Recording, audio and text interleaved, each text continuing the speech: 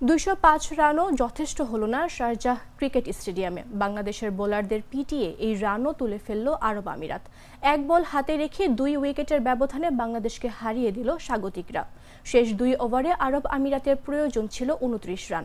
টেল endure ব্যাটাররা কি এই run আর তুলতে পারবে, এমন একটা ভাব ছিল বাংলাদেশের খেলোয়াড়দের মধ্যে, যার ফলে ভুলটা করলেন শরীফুল ইসলাম। ১৯তম ওভারে তিনি দিলেন ১৭ রান। ওভারের শেষ বলে গিয়ে ওভারথ্রোতে বাউন্ডারি খেয়ে বসলেন। অহেতুক ৫টি রান হজম করতে হারতে হলো টাইগারদের। ছোট ছোট এসব ভুলের কারণে ২০৫ রান করেও শেষ পর্যন্ত হারতে হলো বাংলাদেশকে। অথচ সিরিজ জয় আজই নিশ্চিত করে ফেলার দারুণ সম্ভাবনা ছিল। আগের ম্যাচে ১৯১ রান করেও ২৭ রানে জয় পেয়েছিল লিটন দাসের দল।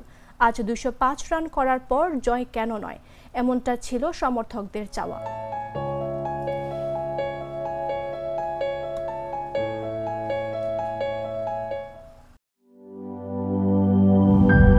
Mr.